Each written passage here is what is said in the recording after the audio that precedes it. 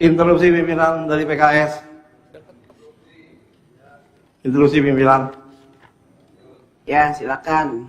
Baik, terima kasih pimpinan. Kami ingin menyampaikan aspirasi masyarakat melalui PKS. Dengan ini kami menyatakan bahwa fraksi PKS menolak kenaikan harga BBM bersubsidi. Karena ini jelas-jelas memberatkan masyarakat. Hari ini di depan demo terus-menerus dilaksanakan oleh masyarakat. Kami mendukung demo-demo masyarakat atas penolakan ini. Karenanya dengan ini kami, fraksi PKS menyatakan walk out dari forum ini. Demikian, terima kasih.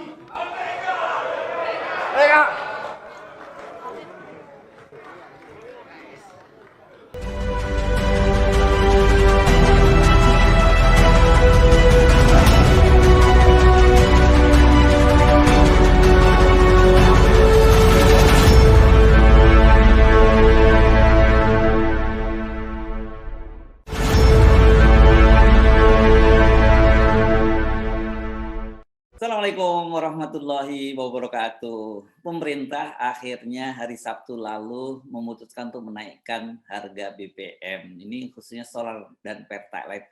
Di berbagai daerah telah berlangsung unjuk rasa. Itu bahkan sejak pekan lalu. Tapi mulai sangat terasa itu yang paling besar hari Selasa kemarin dan terus berlanjut sampai sekarang gitu. Dan seperti kita ketahui dalam rapat paripurna kemarin, fraksi PKS itu menyatakan walk out dan kemudian Partai Demokrat juga menolak kenaikan harga BBM. Nah, tapi sebelum itu saya sempat membaca hitung-hitungan yang benar itu seperti apa sih sebenarnya soal subsidi BBM ini. Kan pemerintah selalu mengklaim bahwa 502 triliun dan kemudian bisa kata Bu Sri Mulyani bisa naik sampai 700 triliun jika harga BBM tidak dinaikkan. Nah, seorang anggota Badan Anggaran dari fraksi PKS yakni Mas Sukamta ini punya hitung-hitungan yang berbeda. Dia menyatakan nggak sampai hitung-hitungan seperti itu ya. Saya akan mengajak Anda untuk langsung ngobrol dengan beliau. Assalamualaikum. Waalaikumsalam warahmatullahi wabarakatuh, Mas Hersu. Sehat ya? Ya, alhamdulillah. Saya nggak panggil yang mulia ya, karena ini tidak dalam rapat DPR ya. Ya. Oke, kemarin termasuk Anda yang ikut walkout ya? Ya, saya termasuk salah satu yang walkout di situ. Oke. Nah, tapi kalau Anda walkout pasti punya dasar hitung-hitungannya kuat sekali gitu ya, seperti yang Anda pernah tulis gitu. Tapi mari kita berbagi lagi kepada para viewer Hersu No Point. Sebenarnya hitung-hitungannya itu bagaimana sih soal subsidi ini? Betulkah angkanya sangat besar seperti dikatakan oleh pemerintah itu dan membuat pemerintah udah nggak kuat lagi menanggungnya itu? Ya, benar. Ya, memang ini sebagaimana yang ada di buku APBN tahun 2022 ya, Mas Hersu. Di situ tertulis subsidi energi itu 208,9 triliun. Nah, itu angkanya tidak semuanya untuk BBM. Itu ada subsidi BBM dan LPG Pertamina itu 149,4 triliun. Jadi ini Pertamina itu ada dua, ada BBM, ada LPG, gas melon dan seterusnya itu. Nah, kemudian ada subsidi listrik itu 59,6 triliun. Jadi memang kalau dilihat dari angkanya itu kira-kira ya 500 triliun yang diklaim oleh pemerintah itu kan ya kalau untuk subsidi itu 200 sekian lah ya, jadi sisanya ada 343 triliun. Nah, itu dipakai oleh pemerintah untuk kompensasi. Nah, kompensasi itu untuk apa? Kompensasi itu kalau dilihat dari pembukuan Pertamina ya, kita baca laporan resmi aja sih. Dari Pertamina itu kelihatan ada tahun 2022 itu ada utang pemerintah 234,6 triliun dan di tahun 2021 itu 108,4 triliun. Jadi memang kalau dilihat dari angka-angka dari pembukuan ini, subsidi itu ya sekitar 200 sekian saja, ya 208. Itu pun sudah untuk BBM, LPG, dan listrik. Gitu. Jadi 150 triliun untuk Pertamina. Ya, ya. Jadi angkanya begitu, dan itu semua angka yang kita ambil dari pembukuan APBN, dari buku APBN semua. Ya, ya. Jadi kalau yang dimaksud dengan BBM sendiri itu berapa besarnya itu? Jadi kalau BBM sendiri, kalau memang di Pertamina itu dijadikan satu, BBM BBM dan LPG itu 149,4. Ya, oke. Jadi memang biasanya memang BBM dan gas itu kan dijadikan satu ya. Ya, ya, ya. Jadi kira-kira itu ya 100-an triliun kurang sedikit. Jadi kalau perhitungan selalu pemerintah itu menjadikan satu. Nah, di Pertamina juga gitu, tagihannya itu satu kepada pemerintah, satu tagihan. Tapi yang jelas bahwa salah besar gitu kalau pemerintah kemudian, atau bohong atau salah ini ya kalau menyatakan bahwa total subsidinya sampai 502 triliun gitu yang disebutkan itu, dan kalau tidak dinaikkan, karena itu kan gitu logikanya begitu, kalau tidak dinaikkan pemerintah akan jebol nanggungnya itu. Padahal sebenarnya kalau kita tahu dinaikkan kan tetap saja ada tadi yang sebut kompensasi dan subsidi-subsidi yang lain termasuk listrik dan sebagainya yang tetap harus dibayar oleh pemerintah. Ya, itu persoalannya kan persoalan bagaimana mengkomunikasikan angka itu, karena semuanya itu ya kewajiban pemerintah kepada Pertamina. Kenapa kok sampai 500? Ya karena sekian tahun ditunda, ditumpuk jadi satu menjadi kompensasi yang dibayarkan tahun 2022, maaf. Nah, sehingga menjadi 500 tadi. Jadi kalau dilihat besaran subsidi saja, yaitu ya 150, 149,9 triliun gitu. Nah, ini kan ada utang pemerintah kepada Pertamina yang memang harus dibayar. Kalau nggak dibayar, Pertamina rugi. Jadi kalau saya lihat di pembukuannya Pertamina, itu kalau utang pemerintah pada Pertamina ini tidak dibayarkan tahun 2022 ini, itu Pertamina akan rugi 40 triliun, Mas Hersu. Jadi kan itu nanti kalau dilihat dari sisi pembukuannya Pertamina kan jadi tidak elok gitu. Pertamina kok rugi sampai 40 triliun. Itu yang beberapa waktu yang lalu itu kan selalu ada isu di Pertamina yang ada di bermitra di DPR itu di Komisi 6 ya. Mereka mengatakan Komisi 6 dan Komisi 7 ya, mereka selalu mengatakan ini kalau harganya tidak dinaikkan Pertamina rugi. Nah, ruginya itu kan karena di situ ada piutang cukup besar dari pemerintah yang tidak dibayarkan atau belum dibayarkan gitu loh.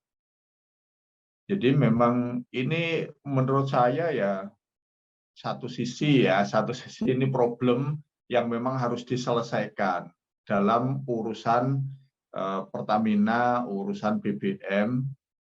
Kalau bab subsidi, ini kan babnya itu kan bab policy. Kita ini selalu komunikasi pemerintah kan, oh ini bebannya besar sampai 500 triliun. Kalau untuk membangun jalan tol sudah dapat sekian kilometer. Kalau nah itu kan babnya kan bab policy ini kebijakan. Ya kalau untuk bangun jalan tol, karena untuk bangun kereta cepat kan cuma dapat Jakarta-Bandung 2 kali gitu loh. Jadi apa namanya ini babnya bukan benar salah, tapi memang babnya adalah bab bagaimana pemerintah mengkomunikasikan bab kebijakannya yang ingin menghapuskan subsidi ini kepada rakyat. Itu saya kira inti persoalannya ada di situ. Ya. Bahwa kemudian narasinya kok subsidi 500 triliun.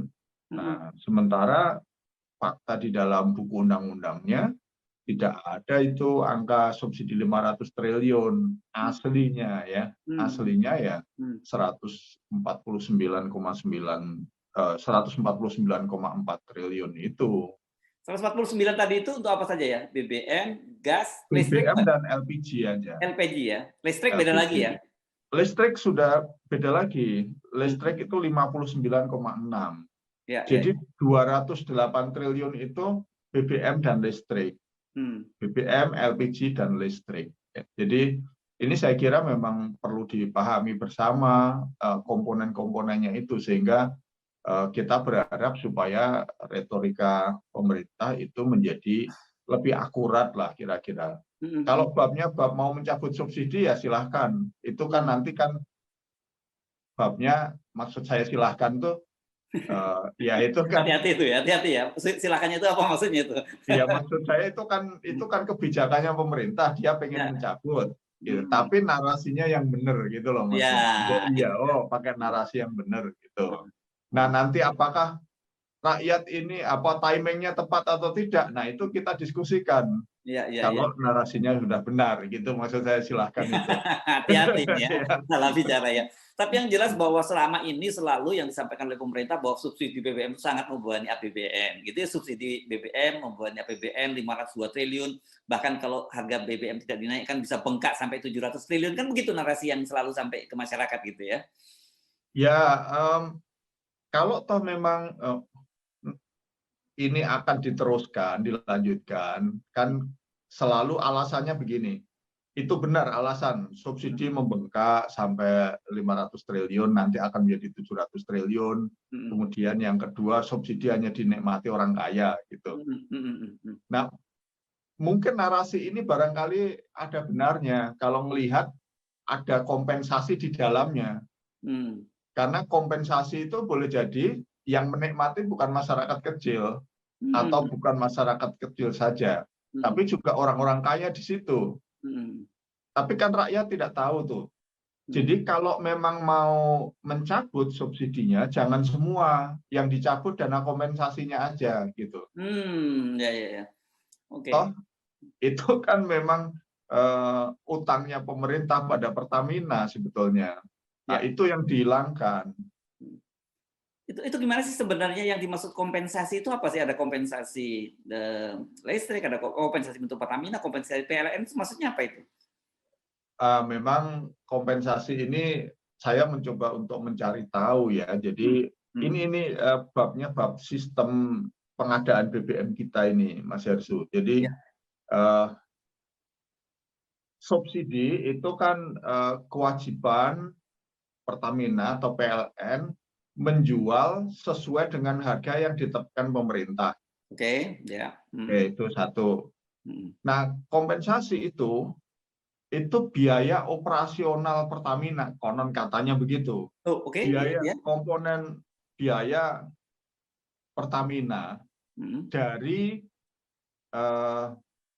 karena dia menjadi supplier tunggal, diwajibkan oleh pemerintah untuk mengadakan BBM, dari proses transaksi jual beli yang ada itu masih kurang. Jadi kan Pertamina harus beli bahan baku impor, kemudian beli juga BBM mateng, kemudian mendistribusikan, menaruh di gudang, terus sampai seluruh Indonesia itu ada operasionalnya. Nah, keseluruhan bisnis Pertamina ini tidak cukup duitnya. Nah, sehingga dia dikompensasi oleh APBN. Gitu. Nah, kalau itu kata Pertamina, tapi kalau kita lihat dari pembukuan Pertamina, itu ternyata memang kompensasi itu di situ masuk di dalam komponen-komponen yang apa namanya, di dalamnya itu ada manajemen, ada berbagai macam ya, ada berbagai macam komponen ya yang memang selama ini saya bertanya kepada teman-teman dari Komisi 7 itu tidak mendapatkan jawaban-jawaban yang detail. Jadi misalnya gini, salah satu komponen terbesar di situ itu kan biaya pengadaan minyak. Pengadaan minyak. Karena yang lain itu kan nanti terkait dengan apa namanya, penyimpanan, distribusi, pengapalan ke seluruh Indonesia yang katanya biayanya besar sekali. Ya, saya kira itu masuk akal memang.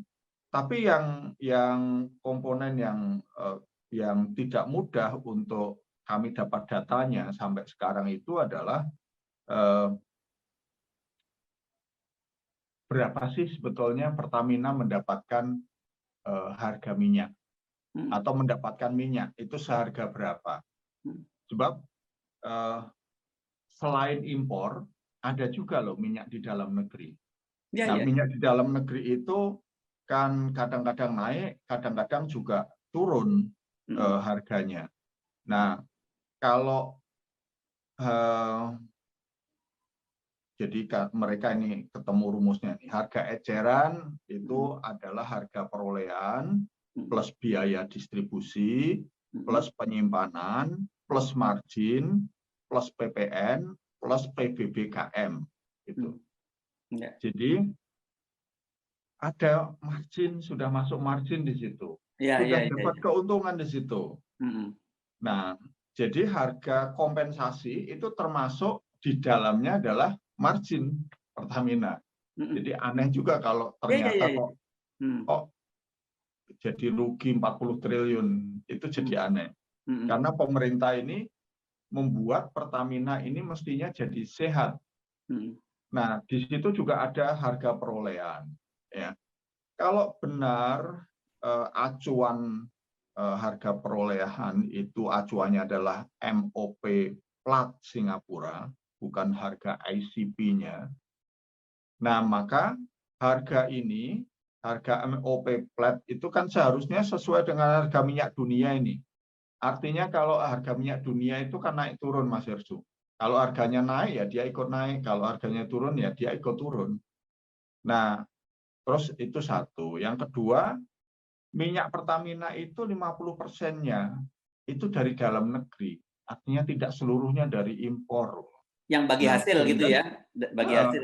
Ya. Dari hasil bagi hasil itu. Nah, artinya harga ICP ini kan di bawah MOP.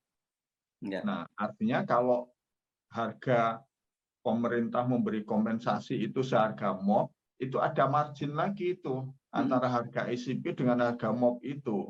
Nah, sehingga selisihnya itu ya mestinya Pertamina dapat selisih cukup banyak itu dari situ.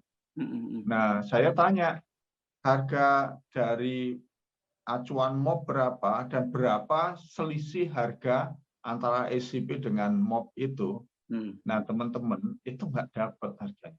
Saya buka di laporan Pertamina juga nggak dapat. Oke.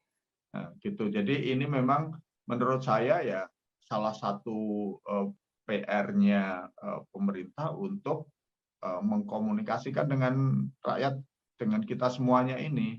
Ya. Oke, tadi ada beberapa hal yang teknis yang ada disebut MOPS, ada ACP dan sebagainya. Itu apa itu yang dimaksud kalau? Jadi itu ini adalah harga minyak untuk yang dipasarkan di Singapura ya. Yang MOPS itu ya? Iya, MOP plat Singapura itu. Jadi acuannya adalah itu. Nah, ICP? ICP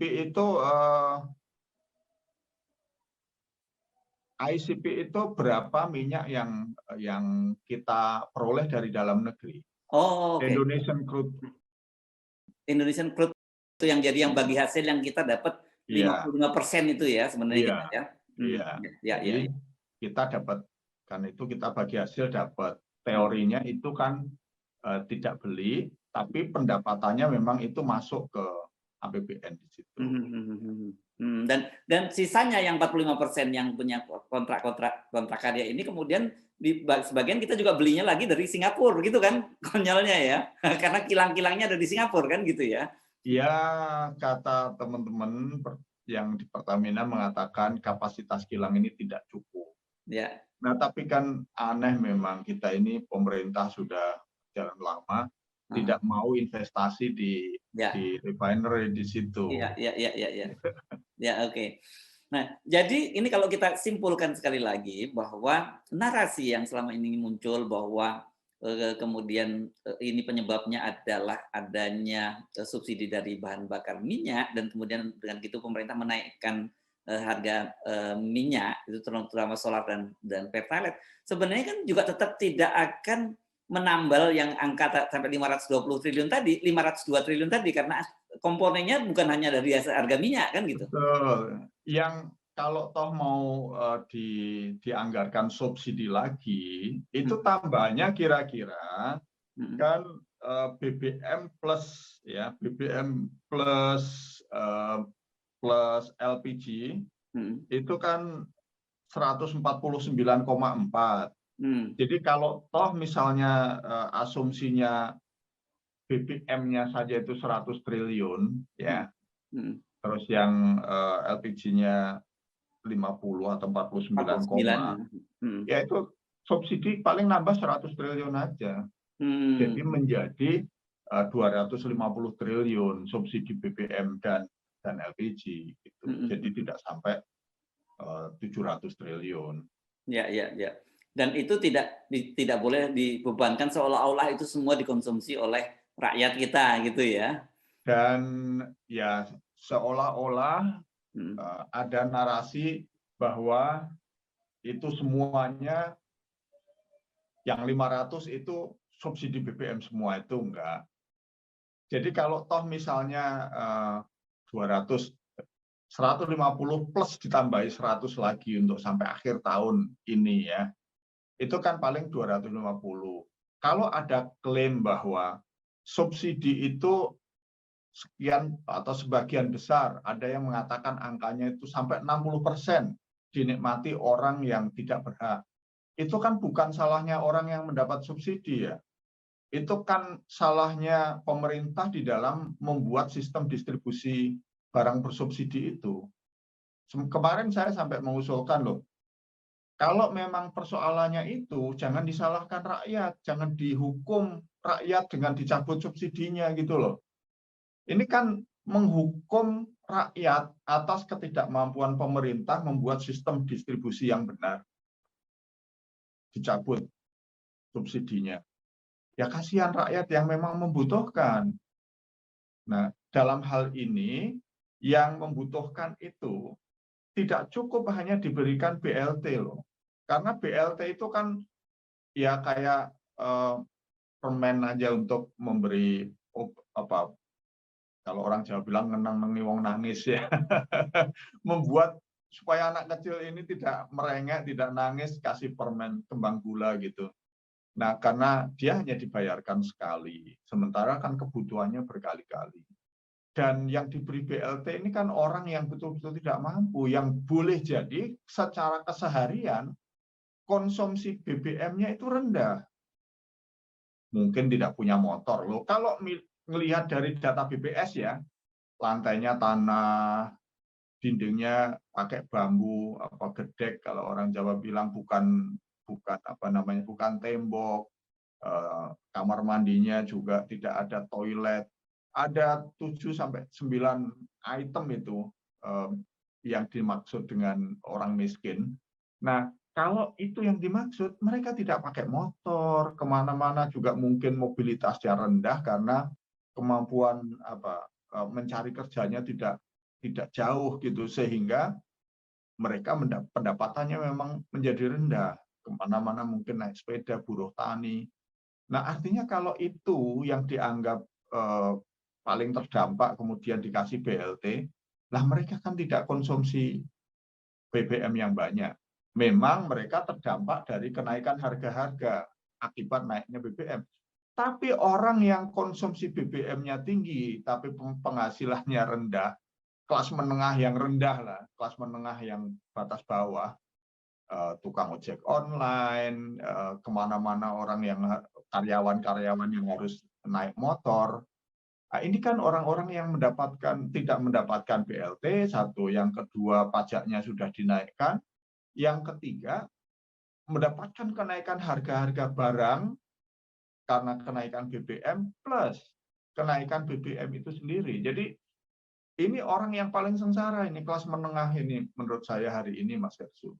Itu satu. Nah, kalau pemerintah mengatakan 60% itu tidak tepat sasaran karena narasi yang itu sering ditunjang ilustrasi, ada loh mobil mewah cc-nya 2000 ngantri Pertalite gitu. Tapi itu kan satu dari sekian banyak.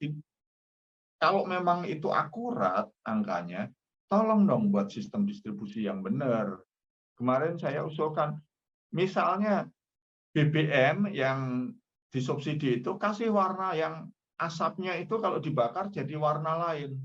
Misalnya warnanya merah gitu.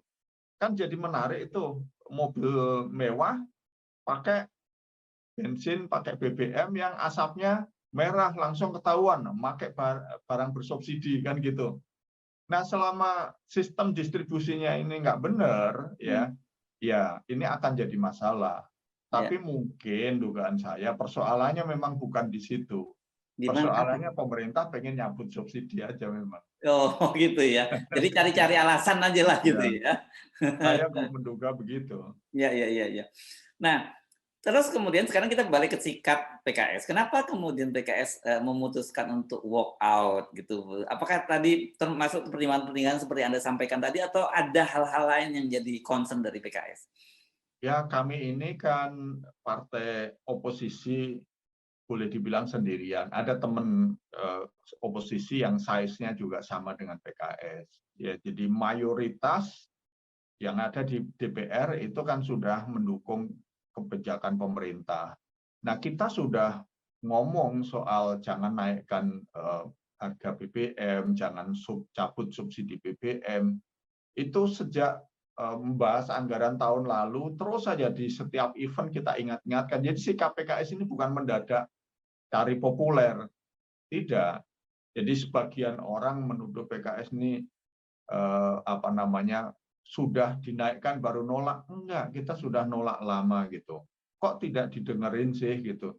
Nah, saya kira ya resiko jadi oposisi sendirian ini, ya kalau suaranya nggak didengarkan di situ, semuanya diambil dengan voting atau dengan suara mayoritas, ya kita memutuskan kita walk out supaya paling tidak kalau selama ini mungkin Pak Presiden belum tahu sikap suara masukan dari PKS, mudah-mudahan dengan walk out itu Pak Presiden jadi pengen tahu sebetulnya PKS maunya apa sih gitu. Nah, kemarin harapan kita pemerintah mendengarkanlah apa yang menjadi pertimbangan-pertimbangan PKS. Sebab ikutan dari kenaikan BBM ini kan luar biasa.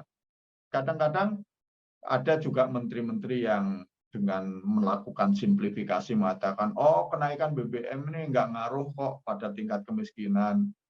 Besoknya World Bank mengatakan akan ada 149 juta orang terdampak dan menjadi miskin di Indonesia akibat kenaikan BBM. Gitu. Jadi ada nggak nyambung itu loh komunikasi antara pejabat publik yang juga ikut dalam mengambil keputusan itu dengan data-data yang dipublis oleh berbagai lembaga yang sangat kredibel di dunia. Nah, kemudian ada juga yang mengatakan, oh kita sudah timbang masa-masa efeknya kecil aja. Nah, akumulasi dari sikap-sikap dan cara komunikasi yang tidak benar, termasuk mengatakan subsidi sudah 500 triliun gitu. Nah, itu PKS kemarin memutuskan untuk walk out supaya pemerintah bisa ya paling tidak mempelajari lah, mendengarkan apa argumentasi PKS, masukan-masukan PKS. Gitu Mas Yasir. Oke, Mas Kamta, Anda ini kan selain anggota Badan Anggaran, Banggar DPR gitu ya, tapi Anda juga di Komisi 1 gitu, yang saya kira berkaitan dengan masalah keamanan, masalah stabilitas keamanan juga ya. Dan sekarang ini terjadi eskalasi unjuk rasa dan itu hampir terjadi di seluruh Indonesia, bahkan sampai kota-kota kecil ya, kota-kota kabupaten yang dulu biasanya kalau demo begini unjuk rasa kan kota provinsi, itu pun juga provinsi di tertentu, tapi sekarang merata ini. Dari bacaan Anda itu sebenarnya ini apa yang dampak dari kenaikan ini, dan dari sisi terutama saya ingin dari sisi masalah keamanan yang Anda amati. Ya memang satu sisi dampak kenaikan ini kan akan dirasakan. Sebelum diumumkan naik, kalau saya ngobrol dengan teman-teman media, saya menyampaikan pendapat, itu teman-teman media mengatakan, betul Pak, kami sangat terdampak Pak. Gitu. Nah artinya, Mas Herjo, dampak dari kenaikan ini saya baca, itu sistemik menyeluruh. Tidak hanya dirasakan oleh masyarakat perkotaan, tapi juga masyarakat pedesaan itu sudah merasakan betul dampak dari ini. Karena kita kan baru pulih dari pandemi, daya beli kita masih rendah, banyak orang yang kemarin dapat PHK belum pulih, yang masih kerja juga belum pulih, volume pekerjaan dan pendapatannya itu masih belum pulih dari pandemi kemarin. Yang sudah agak lumayan terkena kenaikan pajak 1%. Kenaikan pajak 1% itu punya dampak serius pada kenaikan harga-harga loh. Harga semen naiknya tidak hanya 1%, lebih dari 1%. Harga besi naik sekian persen, harga pangan juga ikut naik gitu. Ditambah kemarin perang Ukraina dan Rusia ini pada kenaikan harga-harga komoditas pangan. Nah, itu dampak yang sangat serius dirasakan. Masyarakat tuh sedang sakit, baru akan recovery, terus diantam dengan kebijakan pemerintah yang justru membuat mereka ini semakin berat rasanya gitu.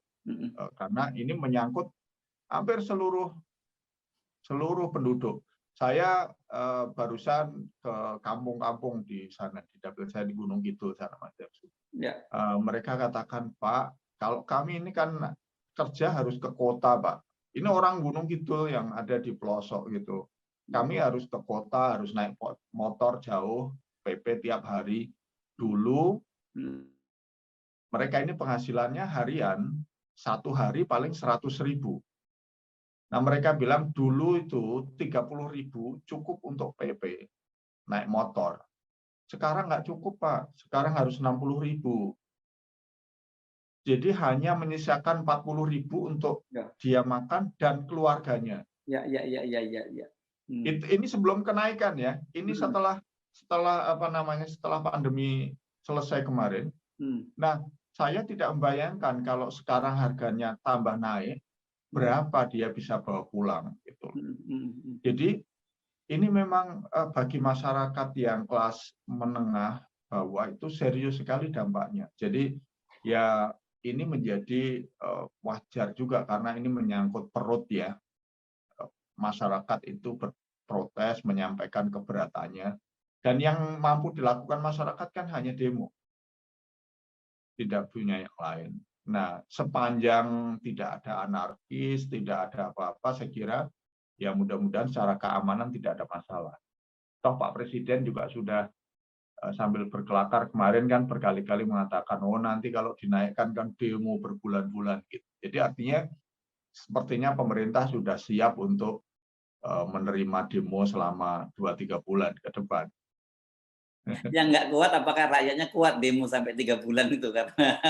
Ya, kita berharap mudah-mudahan ya pemerintah ini agak bersimpati lah pada masyarakat. Ya.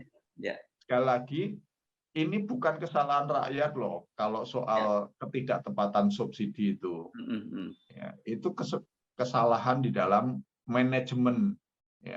Dan barang gelap yang ada di Pertamina ini juga saya kira kalau ini bisa diselesaikan, termasuk misalnya kan tadi pengadaan itu margin di Pertamina kita tidak tahu, dan mungkin salah satu sumber pemborosan itu misalnya Pertamina kan belinya juga dari pedagang perantara.